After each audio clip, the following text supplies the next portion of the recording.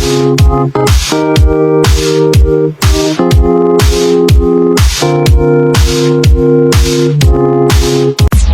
good morning everyone.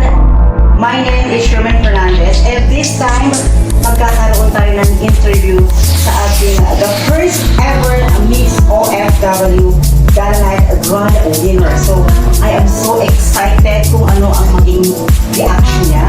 Then, titignan natin kung ano ang mga changes, mga plano kung meron siya. So, ayun, wag na natin patatagalin. Siyempre, please welcome our very napakaganda, the first ever Miss OFW Gala Night Grand Winner. Please welcome Miss Rochelle Sagarino. Hi! Hello! Grabe naman nakapagaganda. Wow! Napakatangkad mo talaga ha. Very nice. Okay, so Have a seat. alright, thank you. Ayan, so syempre, sobrang nagpapasalamat ako in behalf ng aming mga friendship kasama ko po, organizers, yung lahat-lahat po ng mga bumubuo sa event po namin lahat. Gusto namin magpasalamat. Sa pagpapaulak mo, pagpayag mo, pagpunta namin dito ngayon sa iyong kinatatayo ang Tang Dynasty Hotel. And syempre, bago kita tatanungin, gusto ko lang magpasalamat po sa ating Tang Dynasty Hotel. Maraming salamat po. At syempre kay Madam Lovely, thank you very much. God bless you. Sana marami ka pang matulungan. Thank you, and more power to you. Alright, so going back, meron lang kami mga konting katanungan regarding sa'yo kasi alam ko yung mga viewers natin out there very curious about sa iyong background, kung ano bang, sino ka, o ano bang mga plataforma mo. So this time. So, ayun, wag na natin patagalin. So, meron tayong first katanungan dito. So, ang unang katanungan natin, how's your experience during the pageant? Ayan. Okay, so before that, ako po pala si Rochelle. I'm an OFW for 1 year. 1 year. For almost 2 years. Okay. So, umuwi lang ako ng Pilipinas, tapos nagbalik. Wow. Isa po akong OFW. And my experience during pageant, kasi rush na yun eh. Akala ko hindi na ako makasali. Oo. But it was very fun and challenging for me. Kasi almost lahat kasi yung gown ko, galing pa yung ukay. Wow. Tapos, talaga, nakapag-catch up talaga ako. And also, hindi ko na in-expect na makakasali pa ako. Correct. But, I'm very grateful na na-experience ko and may na-meet ako ng maraming tao. Mga Pilipino na tao. Wow. That was amazing, fantastic. Okay, so next question is, as a crowned Miss OFW Gala Night 2023, what can you contribute to our fellow Filipino students in Bahay ni Kabayan Shelter that is located in Tuaran? So, since I am the crown holder, so the first thing comes in my mind is that since it is a fundraising activities or fundraising thing that we are doing, so yung unang nasa isip ko is that to give hope to those mga bata na nandoon. So, siguro yung una kong gagawin is that to help them, Yes. to be an inspiration to them, and also to reach out to those organizers and sa ating founder para makatulong sa kanila. Yeah. For sure, matutuwa yung mga kabataan po natin. And of course, yung president po ng kaagapan natin for a very good talaga na napakagandang plano mo sa kanila. So, wow, ngayon pa lang, nakikita ko na yung successful ng lahat. So, ayun, thank you very much. And syempre yung pangatlong katanungan natin, during the competition, what is your best or unforgettable moment na talagang tumatak sa'yo na, oh my God, this is it. Ganon. Ang dami. First is, syempre may experience na ako sa Pinas. And alam ko na yung standard doon at standard dito is different. Correct. So, I did my own makeup. Tatlo lang kami. Yung Wow. auntie ko at yung friend ng mama ko. So, parang the support system is kaunti lang. Yes. Pero alam ko na nandun sila sa online kasi nga may nangyari, hindi na sila nakapunta. And siguro yung di ko malilimutan is that I meet a lot of people. Correct. And ginawa ko yung best ko kahit hindi ko kilala lahat ng tao. Wala akong audience impact.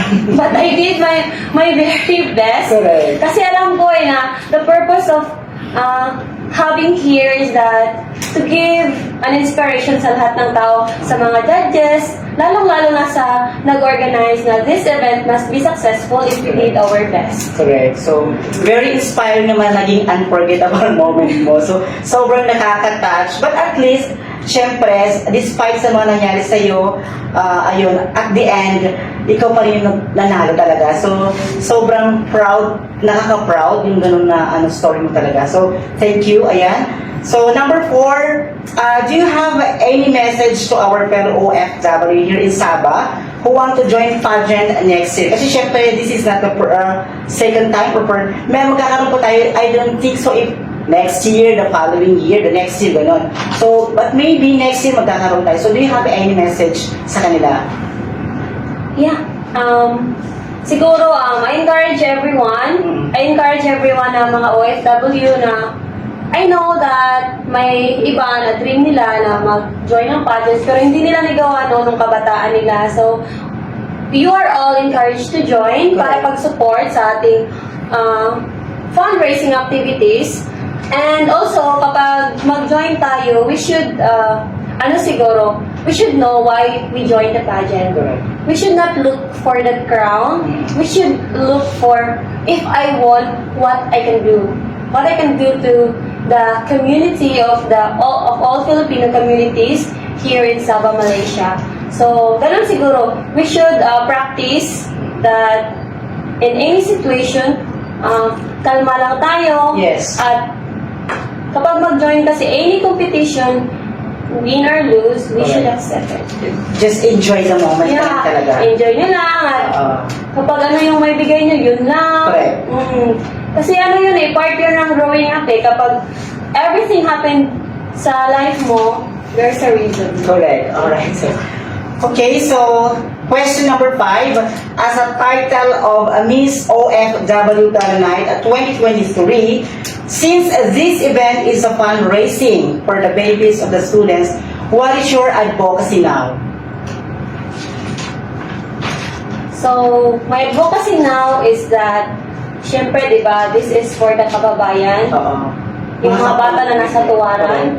So, doon siguro ako magpo-focus.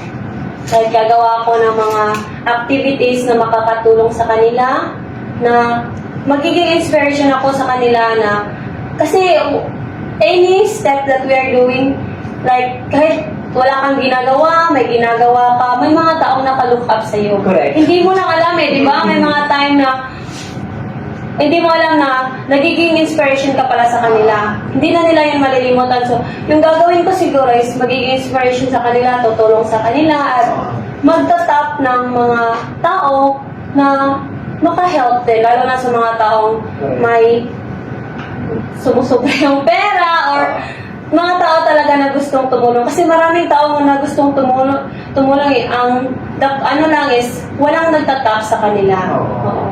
Siguro yun ang gagawin ko. Wow. Okay, so isa rin siyang napakagandang talaga, no? So, ayun. Next, meron akong last dito, mga katanungan. Since nabanggit mo just a while ago na yung mga ginawa mo is more on nararush siya. You're running out of time, parang gano'n. So, at least, ginawa mo pa rin yung best mo. May inaasahan ka ba? Dahil nabanggit mo nga is, running out of time, na rush lahat na ginagawa mo. So, ini-expect mo ba na makakapasok ka sa top 5? Kasi nga yung nabanggit mo nga kanina, running out of time na talaga. Yeah, kasi kakarating ko lang sa Malaysia, August 8, dito sa KK, September 8 ng gabi, so September 9 na yung pageant. Actually, hindi ako nag-expect. Correct. Hindi talaga ako nag-expect. Sinabi ko nga sa friend ng mama ko nga, win or lose, okay lang, enjoy lang. Wala talaga akong in-expect. Sabi ko lang, importante, nakasupport ako sa kanila kahit sa simple na way ba na ma-support ko. Wala talaga akong in-expect, kaya ginawa ko lang yung best ko. At yun, I also did not expect that I will win. Correct. Kasi ito yung pinaka very first time mag-join ng pageant here in Sabah. So, talagang ini-enjoy Wala akong mo lang. idea talaga. Wow, Ano? amazing. Okay, so ayun ang mga katanungan natin. Ganito, meron lang akong gustong ipaano sa'yo. Do you have any message sa lahat po bago matapos ang ano natin, pag-interview ko sa'yo? Meron ka bang gustong sabihin sa lahat ng mga viewers, sa lahat ng mga taong nanonood sa'yo? Okay, so it's about time. Pwede mo sabihin lahat, gusto mo pasalamatan or anything, go. First is, I'm so thankful to my family who supported me online, sa lahat ng relatives ko dito sa Sabah, dun sa Kudat. My family lives here for almost 28 years. Wow. Yeah. Ang tagal na rin pala. Okay. And thankful din ako, nagpapasalamat din ako sa lahat ng organizers for having this because it's not easy. Yeah. Yes. Like 2 to 3 hours lang yung mga tulog. I know the feeling of being an organizer. Nagpapasalamat ako sa kanila kasi wala silang sweldo eh. Ginagawa nila ito para lang sa mga bata, para lang makatulong. Correct. And also sa founder, it's a, napaka-great na idea. Binigay talaga siya ng Diyos sa kanya na naging parang naging key. Naging key siya na yung mga bata doon sa magbigyan ng hope. Kasi kung hindi niya to ginawa, wala lang yung mga bata, walang magbibigay sa kanila. Correct. Nagpapasalamat ako sa ating founder na si Ma'am Michelle. Yeah. Si Ma'am Michelle. At sa lahat ng sponsors during events. Correct. During events, because the event will not be successful without those sponsors. Sponsors, yeah. Especially the sponsor here in the Tang Dynasty. Okay. The owner of this Tang Dynasty or the CEO. I'm so thankful for having us during that night. Okay. And also for all those judges for giving their time. Even though there's no cash given to them, only the plaque or the frame.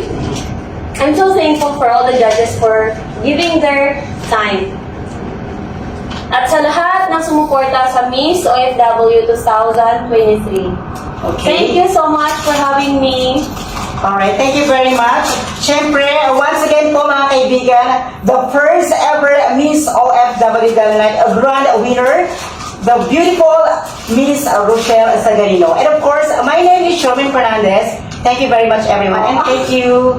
Maraming salamat. Welcome!